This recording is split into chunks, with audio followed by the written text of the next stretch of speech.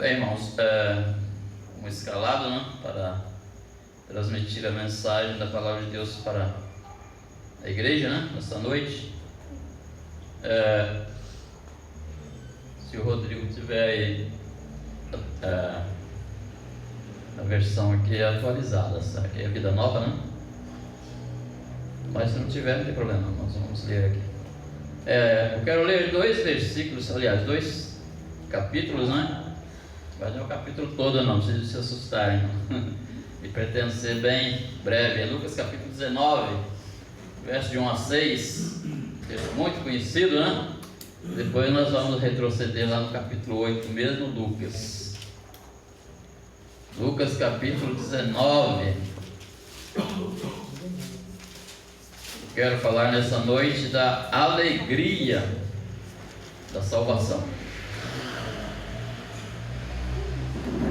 E nós iremos nesses versículos que iremos ler, iremos encontrar nessa linda palavra escrita alegria. Lucas capítulo 19, versos de 1 a 6, diz o seguinte: entrando em Jericó, atravessava Jesus a cidade. Eis que um homem chamado Zaqueu, maioral dos publicanos e rico, procurava ver quem era Jesus, mas não podia por causa da multidão, por ser ele de pequena estatura.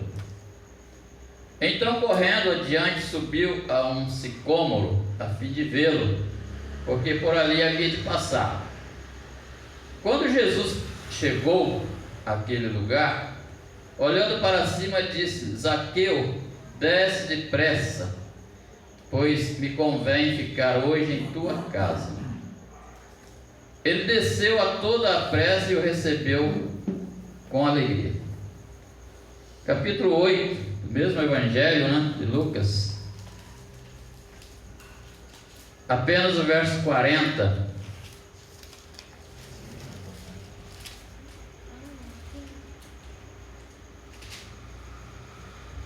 Lucas capítulo 8, verso 40 nos diz assim: ao regressar Jesus, a multidão o recebeu com alegria, porque todos o estavam esperando. Amém. Que Deus nos abençoe. Amém. Bem, irmãos, eu quero falar aqui nessa noite a respeito da alegria da salvação. No primeiro capítulo que nós lemos, né, nós encontramos um homem de uma alta posição social, Zaqueu. Era um funcionário público, né? Empregado do governo, e a sua função era das mais odiadas, né? Da sua época e até hoje, né? Até porque ninguém gosta de pagar imposto, né?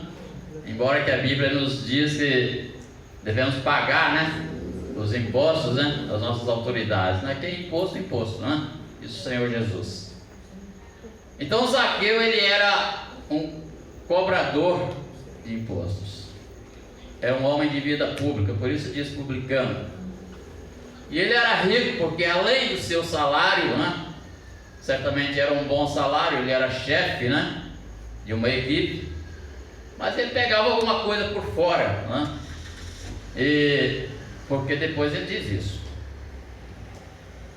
Então nós observamos que ele tinha realmente uma posição social bem elevada e certamente muito odiado, né? Principalmente pelos mais pobres, claro, até porque nem os ricos gostam de pagar impostos, né, ao governo, mas certamente os menos favorecidos ficavam ainda mais apavorados, né? Quando o Zaqueu chegava, provavelmente lá na sua porta e batia. Cadê? Eu já vi um filme semelhante assim, né? Batendo na porta, cobrando impostos. E interessante que esse homem, ele olhando para os seus bens, para o que ele possuía, ele não encontrava um pleno prazer naquilo. E ele sabia que o Senhor Jesus poderia reverter essa situação. O Senhor Jesus jamais pediu dinheiro a alguém. Mas Zaqueu viu a necessidade de ser salvo, ter um bem maior do que o dinheiro. E ele então um dia resolve encontrar-se com Jesus. O texto não nos diz que algum discípulo ou algum profeta falasse para ele que ele precisava encontrar com Jesus. Ele sentiu isso no seu coração. Eis a diferença da conversão de Zaqueu. Quando o pecador sente a necessidade de encontrar-se com Jesus, não importa quem está pregando, mas o Espírito Santo, ele age na vida da pessoa. E ele então procura encontrar-se com Jesus. Mas ele sabia que o Senhor Jesus era seguido por multidões, e por ser ele um homem de pequena estatura, isso o impediria de encontrar-se com Jesus. E nós vemos isso que quando o Senhor Jesus estava caminhando para a casa de um homem chamado Jairo, a multidão o rodeava, e aquela mulher que tocou nas suas vestes, ela teve uma dificuldade tremenda, porque tinha muita gente em volta de Jesus. Até porque os discípulos questionaram: por que o Senhor está dizendo que alguém lhe tocou? Tanta gente está te rodeando, alguém, claro que ia te tocar, e te empurrar para lá e para cá. Então ele era seguido por multidões. E Zaqueu, sabendo disso, ele procura então um meio, pelo menos de ver Jesus. Talvez não encontrar-se pessoalmente lá, apertar a mão, né? Mas ele queria pelo menos ver Jesus. E uma certa vez no Evangelho de João, algumas pessoas chegaram na casa de Marta e de Lázaro, e o Senhor Jesus estava lá, e uma multidão, e eles disseram para Filipe: queremos ver Jesus. Então fica observando que quando a pessoa quer, ele sente a necessidade de encontrar-se com Jesus, não precisa de ninguém forçá-lo, né? Ele toma a sua decisão própria. Zaqueu fez isso. Ele sobe no sicômoro, uma figueira brava, outra tradução diz isso, para ver Jesus. Mas antes que ele visse Jesus, o Senhor Jesus já sabia que ele estava lá. O Senhor Jesus, ele é onisciente, ele conhece as nossas necessidades antes de nós falarmos com ele. Diz o salmista Davi no Salmo 68: antes que saia qualquer palavra da minha boca, tu, ó Senhor, já conheces todas. Então o Senhor Jesus já sabia que Zaqueu ia estar naquela árvore, e ninguém tinha falado para o Senhor Jesus o nome de Zaqueu. Nenhum discípulo disse: ó Senhor, Zaqueu está lá em cima na árvore esperando o Senhor. Não. Ele chega e diz: Zaqueu, chama pelo nome, desce depressa. E Zaqueu fica impressionado com aquilo. E ele desce, e o texto bíblico nos diz que ele recebe o Senhor Jesus com alegria. Isso que é conversão. Então, como eu disse para os irmãos, irmãs, eu gostaria muito de tocar nesse assunto, a alegria da nossa salvação. Então Zaqueu desce depressa, realmente, conforme o Senhor Jesus disse, né? E recebe o Senhor Jesus, porque Jesus disse: hoje eu quero ficar na sua casa. Parece aqui uma inesperada, né, decisão do Senhor Jesus. Zaqueu que teria que convidá-lo, né? Mas ele que convida Zaqueu: eu quero ir para a sua casa. Mas porque o Senhor Jesus sabia o que estava fazendo. Ele sabia da decisão de Zaqueu que reinava no seu coração, aquele desejo de ser salvo. E Zaqueu, como muitas pessoas que ainda não decidiram a Cristo, conhece a Bíblia e também conhecia. Porque depois dos versículos que nós não lemos, no final do capítulo, Zaqueu disse: Senhor, resolvo dar a metade dos meus bens, e se não alguma coisa eu tenho roubado de alguém, vou restituir 4 vezes. Está lá em Êxodo 22, verso 1. Ele sabia, e era a lei de Moisés, e então ele conhecia a lei. Ele sabia dessa restituição. Se alguém roubasse de alguém, teria que realmente restituir. O texto bíblico lá diz, Moisés escreveu: se alguém roubar um boi, tem que devolver 5, quer dizer, 4 mais. Zaqueu sabia disso, por isso que ele disse: vou restituir 4 vezes mais. Mas o que eu quero frisar aqui é a alegria de Zaqueu em receber o Senhor Jesus. Irmãos, eu fico pensando que isso certamente aconteceu conosco.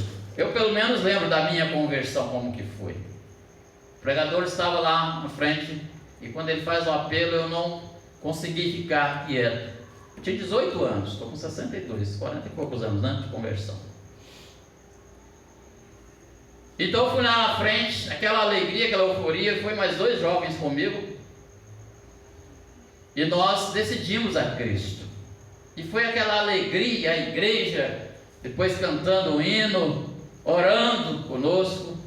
Depois, durante a semana, tivemos visitas dos presbíteros, das autoridades da igreja, a igreja de Vila Paulista, muito zelosa, como todos precisam ser, né? Zelosos pela obra do Senhor. Aquilo que o apóstolo Paulo tirava de letra, né? Visitava de casa em casa, 2 anos ele ficou em Éfeso só fazendo isso, né? Confortando o ânimo dos discípulos, ele e Barnabé. Então Zaqueu recebe o Senhor Jesus com alegria. E eu quero crer que essa alegria permaneceu no coração de Zaqueu, porque foi uma decisão firme e não foi forçada. Às vezes nós ficamos querendo forçar as pessoas, né, a aceitar a Cristo, e depois elas desanimam, parece que perde a alegria da salvação daquele dia que se converteu. Mas talvez porque foi uma conversão emocional ou forçada.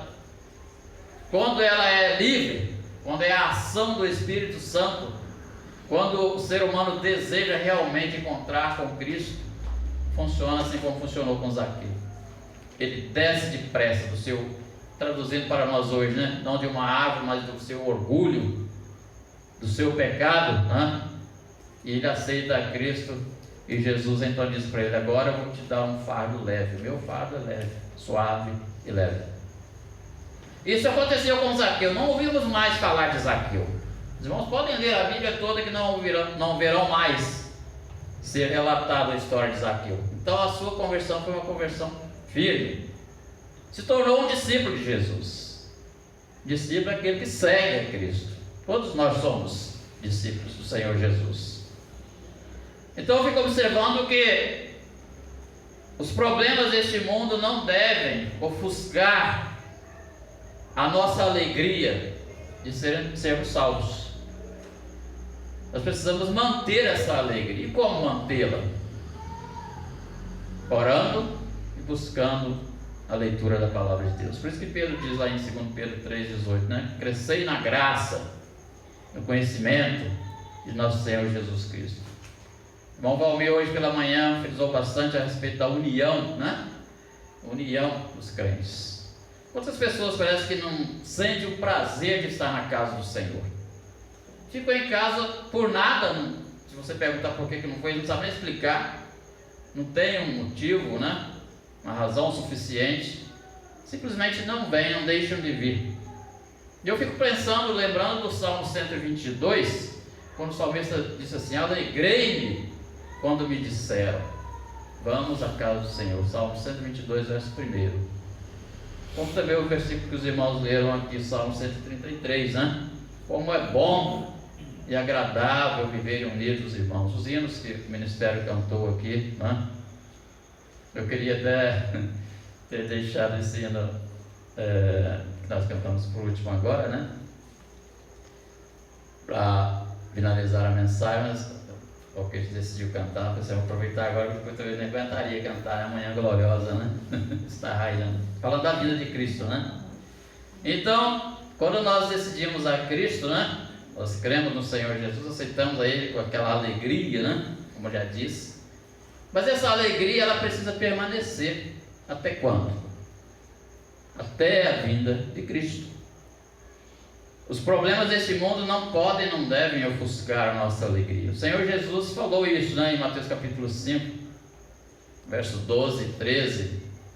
Ele disse: olha, quando vocês forem maltratados, injuriados, né? Exultai e alegrai, porque é grande o vosso galardão, não é aqui na terra, é nos céus. Mateus 5, verso 12 e 13. Porque assim perseguiram os profetas que vieram antes de vocês.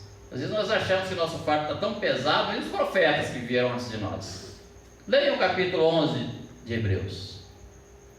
Aqueles irmãos que viviam naquela esperança, naquela fé, de que o Senhor Jesus já ia voltar, deram suas vidas, mas quando você lê o finalzinho do capítulo 11, diz assim, que eles morreram na esperança sem contudo concluir aquilo que esperavam, porque Deus tinha e tem coisa superior a nosso respeito à igreja. E às vezes nós esquecemos esses detalhes, e por qualquer coisinha nós ficamos frustrados e achamos até que vir na igreja é um favor que estamos fazendo para Deus, e não é. É nosso dever, é nossa obrigação. Os irmãos também falaram isso pela manhã, O apóstolo Paulo diz, ai de mim, se não pregar o evangelho, muito menos vir na casa de oração, Então, nós temos que, não significa que a nossa salvação está baseada no nosso esforço, claro que não, mas é o resultado da nossa conversão. Se de fato nós cremos no Senhor Jesus, por isso que Paulo diz lá em 2 Coríntios 5,17, se alguém está em Cristo, o que ele é? Nova criatura. As coisas antigas passaram, isso que tudo se fez novo. E se nós somos novas criaturas, devemos mostrar isso para o mundo. Fazendo o quê? Adorando ao Senhor, louvando ao Senhor, pregando a sua palavra, servindo ao Senhor, Eu fico lembrando do Salmo de número 100, todo o Salmo 100, são 5 versículos, O salmista convida o Senhor a celebrar com júbilo ao Senhor todos os moradores da terra. Ele estava falando para Israel, os moradores da terra de Israel, Isso atinge a igreja hoje. É como se estivesse dizendo, celebrar com júbilo ao Senhor toda a igreja, todos os salvos em Cristo Jesus. Mas o verso 2 ele pega mais pesado, quando ele diz, servir ao Senhor com alegria. Às vezes nós, como eu disse anteriormente, eu repito, a gente vem por obrigação, como se estivéssemos fazendo um favor para Deus, e não estamos.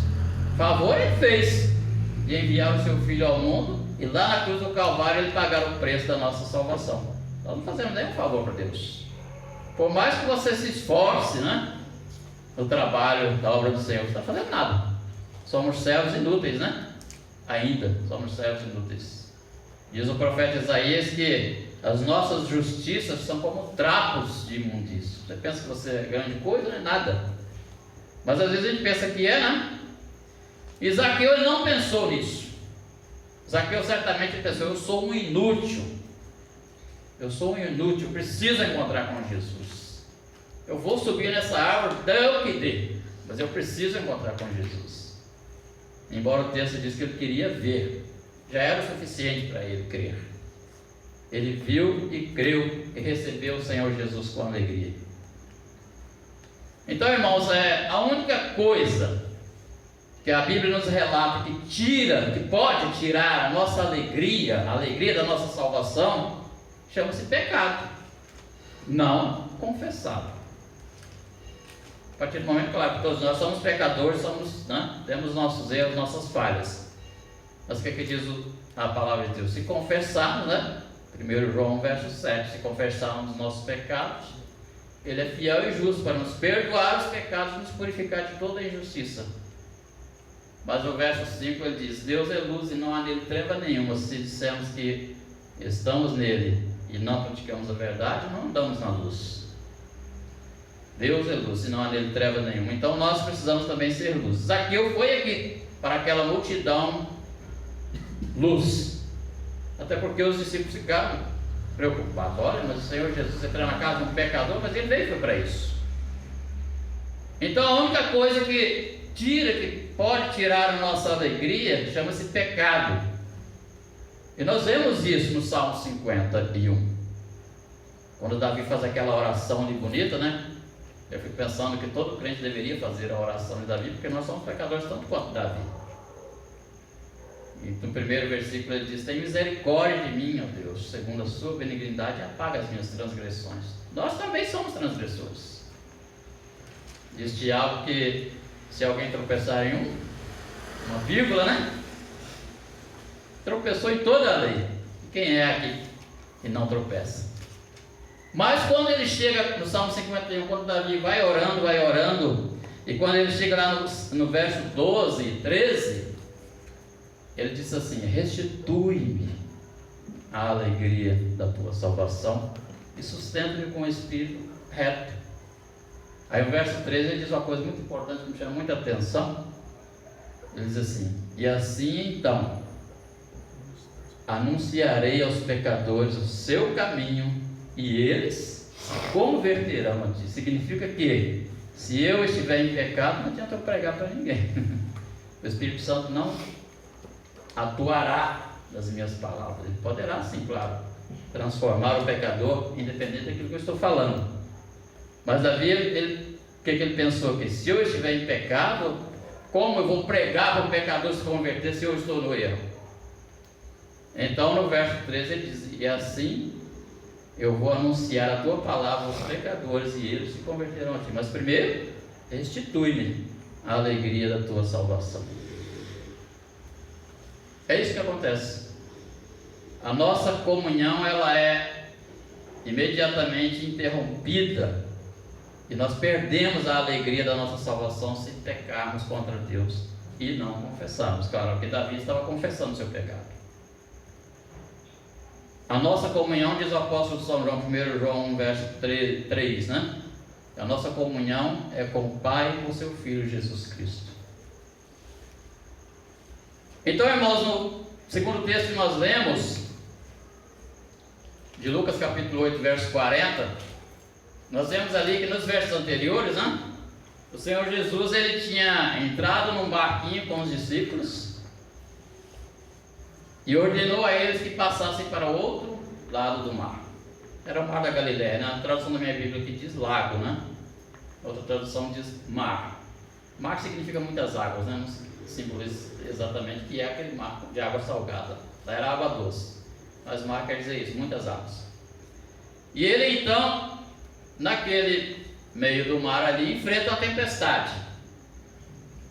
Já era sinal do domínio de Satanás tentando impedir o Senhor Jesus atravessar para o outro lado com os discípulos. Por quê? Quando ele chega, ele sai da Galileia e vai para a terra dos Gadarenos, né? Todos os irmãos conhecem essa história. E quando ele chega lá, então na tempestade, ele acalma aquela tempestade. Os discípulos dizem: mestre, não importa que nós pereçamos, né? Jesus levanta, acalma a tempestade, mas segue viagem e vai para a terra dos Gadarenos. Mas ele deixa uma multidão cá do outro lado, de onde ele partiu, da Galileia. E essa multidão não desistiu de Jesus. É isso que eu queria chamar a atenção dos irmãos aqui. Eles não desistiram de Jesus. O texto não diz que Jesus falou assim: olha, eu vou ali e já estou voltando, espera aí. Não, o texto não diz isso. Você poderia demorar uma semana, um mês, não sei. Mas o certo é que ele foi. E quando chega lá, ele expulsa os demônios, a legião de demônios daquele homem que estava lá em Gadara, né? Uma outra tradução diz Gerasenos, né? Gadarenos, mesma coisa. Naquela cidade. E as pessoas de lá não aceitam o seu ministério, porque ele tinha permitido os demônios a entrar nos povos, sair daquele homem. E o povo de lá ficou revoltado, porque era o lucro deles era criar porcos. E eles então praticamente expulsam o Senhor Jesus de lá. Nós não queremos o Senhor aqui, vai embora. E até aquele homem que queria que o Senhor Jesus o libertou, queria vir também com Jesus, mas Jesus não permitiu. Não, fica aí, vai para sua casa e anuncia tudo quanto Deus fez por você. Mas quando chega no texto que nós lemos, o verso 40, o versículo diz: ao regressar Jesus, a multidão recebeu com alegria, porque todos estavam esperando. Ao regressar Jesus, o que nós estamos fazendo aqui? Porventura nós também não estamos esperando o regresso do Senhor Jesus?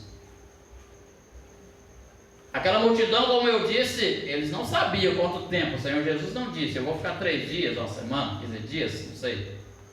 Mas que eles tinham certeza que ele ia voltar, isso eles tinham, porque ele era galileu, eles tinham que voltar para Galileia. Mas eles não desistiram e permaneceram ali esperando Jesus voltar, porque o Senhor Jesus era aquele que resolvia todos os problemas dos homens daquele tempo? Claro, aqueles que criam nele. Porque quando ele ia realizar alguma cura, algum milagre, ele disse: tu pode crer, pode ser curado. Mas o importante que eu quero frisar aqui é a alegria daquela multidão em receber Jesus. Eu não sei se os irmãos conseguem colocar aí 1 Tessalonicenses capítulo 5, de 1 a 6. Eu não anotei nada aqui, não gosto de anotar nada no papel aqui, mas se os irmãos conseguirem, vamos ler na sua versão aqui. O que o apóstolo Paulo falou com respeito à vida de Jesus. Vou ler na versão de vocês aí. Irmãos, quanto aos tempos e épocas, não precisamos escrever, pois vocês mesmos sabem perfeitamente que o dia do Senhor virá como ladrão à noite.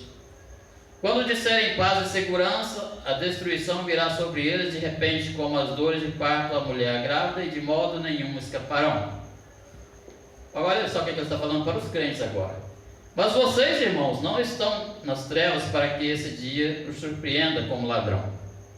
Vocês todos são filhos da luz, filhos do dia. Não somos da noite nem das trevas. Portanto, não durmamos como os demais, mas sejamos atentos e sejamos sóbrios. Na minha Bíblia diz: vigiemos e sejamos sóbrios. Verso 6, né? É o verso 7, né? É só o verso 6 aí. Portanto, vigiemos e sejamos sóbrios. Aquela multidão que estava ali, eles estavam de plantão, aguardando a volta de Jesus. Poderíamos dizer assim: se o Senhor Jesus fosse um homem comum, né, como nós, ele seria surpreendido. Poxa, mas esse pessoal está aqui ainda, me esperando? Mas claro que não, que ele era onisciente, ele sabia que eles estavam lá. Mas o importante é que o versículo diz: ao regressar Jesus, a multidão o recebeu com alegria, porque todos, será que todos aqui estão esperando o Senhor Jesus voltar? Ou é a minoria? Eu estou dizendo apenas para o nosso grupo aqui, né? Estou dizendo todos que dizem cristãos. Por isso que o apóstolo Paulo escreveu aí, eu gosto demais desses versículos, é Paulo orientando a igreja, falou assim: olha, tenham cuidado para que aquele dia não os apanhe de surpresa, porque infelizmente é o que nós podemos ver, né? E que parece que muitos cristãos serão apanhados de surpresa, sabendo que Jesus vai voltar. Essa multidão sabia que ele ia voltar, não sabia o dia, nem a hora, como Jesus disse lá em Mateus 24, 36, né? Aquele dia e hora ninguém sabe,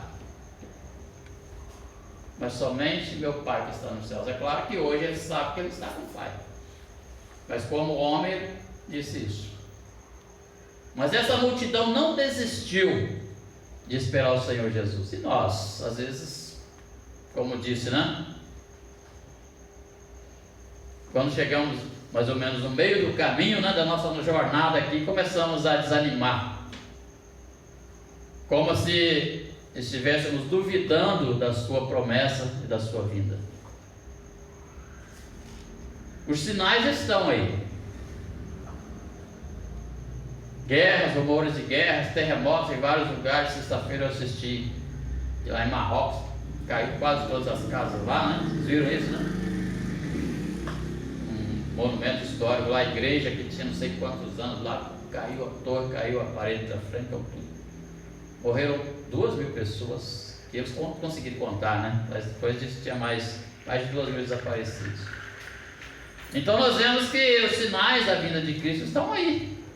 E o apóstolo Paulo está dizendo: olha, esse dia não pode apanhar vocês de surpresa, não durmamos.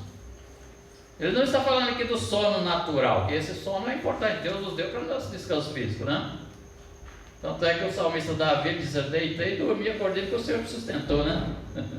E no outro versículo, parece no Salmo 4, ele diz: assim dá ele aos seus amados o sono natural. O sono espiritual, o apóstolo Paulo diz também, lá em Romanos, né? A nossa salvação está agora mais perto do que quando no princípio, porque eu já tenho 40 anos, né, que eu sou convertido, então estou mais próximo de Cristo do que quando eu me converti.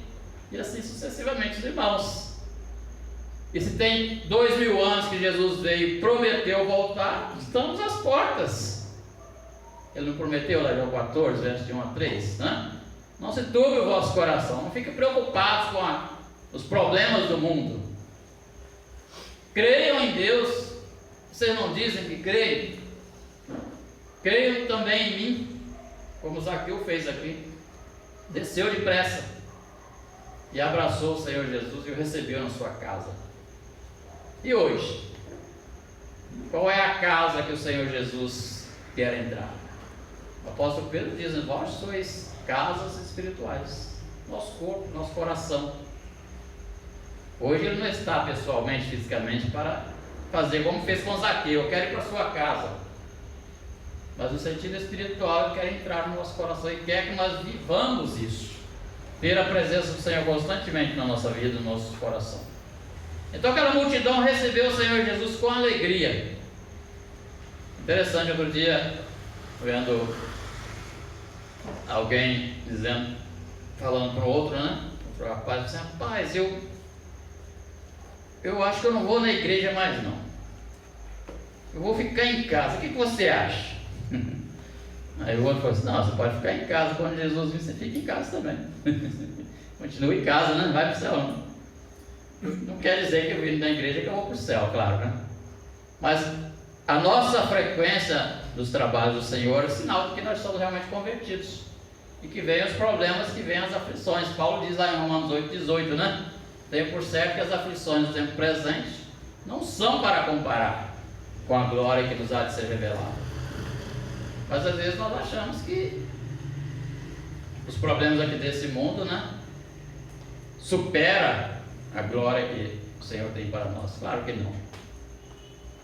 O Senhor Jesus diz assim: se sofremos, o apóstolo Paulo, aliás, se sofremos com Cristo, com Ele também reinaremos. Ele, sendo Filho de Deus, sofreu aqui nesse mundo, deu a sua vida por nós.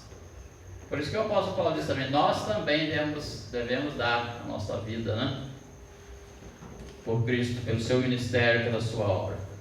Isso não significa apenas morrer, entregar a nossa vida, mas esforçar no trabalho do Senhor, não olhar os problemas, as circunstâncias dessa vida, porque sempre teremos problemas, teremos aflições. O Senhor Jesus prometeu isso.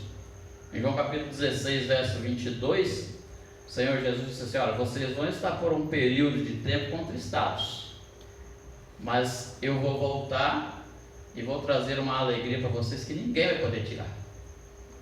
João 16, 22. Ele estava falando, já orientando o seu discípulo que ele ia embora. Ele falando a respeito do Consolador, que ele ia mandar, o Espírito Santo. Mas vocês vão estar por um período, mesmo com o Consolador, um pouco contristados, porque eles acostumaram com a presença de Jesus. Mas eu vou trazer para vocês uma alegria, e essa alegria ninguém vai poder tirar. Então, a alegria de Zaqueu na sua conversão certamente durou para sempre, porque não vimos mais a história de Zaqueu. E todos os servos de Deus no passado, irmãos e irmãs, que se converteram, que aceitaram a Cristo, nenhum deles se encontraram desanimados, contristados, embora a gente perceba que talvez por falta de uma conversão genuína alguém desanimasse, O escritor da carta aos Hebreus relata isso, Capítulo 9 e 10, inclusive no capítulo 10 de Hebreus, verso 25, o escritor diz assim: não deixei de congregar, como é costume de alguns, antes façamos a demonstração, quanto mais vede que aquele dia se aproxima. E está aproximando mesmo, o dia do Senhor está aí. Então o que ele orienta? Ele: não deixei de congregar, como é costume de alguns. Parece que já era costume, daquelas pessoas que se convertiam por emoção, por pressão, quem sabe, mas não permaneciam. O importante é permanecer. E o Senhor Jesus disse: aquele que perder a sua vida por amor de mim, achará. Então não precisamos ficar preocupados com os problemas deste mundo. O importante é nós estarmos com o Senhor. O apóstolo Paulo sofreu muito, nós sabemos disso. E ele, preso, escreveu a carta aos Efésios, Colossenses e Filipenses, embora numa prisão domiciliar. Mas lá em Filipenses capítulo 1, verso 23, salvo engano, Filipenses 1, 23, ele diz assim: olha, o meu desejo é partir desse mundo e estar com o Senhor, que é muito melhor. Claro que é. Então que seja esse o nosso desejo, né? A nossa fé, a nossa esperança, o nosso amor. Eu gosto sempre de citar isso, né? 1 Coríntios 13:13. Então nós vemos em Zaqueu, como também nessa multidão que aguardava o Senhor Jesus. Eles tinham fé, eles sabiam que Jesus ia voltar. Não, Ele é o Filho de Deus, pelos milagres que Ele já fez, Ele vai voltar. É fé que nos leva a crer, né? Crer é sinônimo de fé. E eles tinham esperança também que Ele voltava. Também é a nossa fé e a nossa esperança, né? Então nós sabemos que nós estamos aqui esperando o Senhor Jesus. Aquela multidão estava esperando Jesus, Zaqueu estava esperando Jesus, ele passou e ele vai vir. E a nossa esperança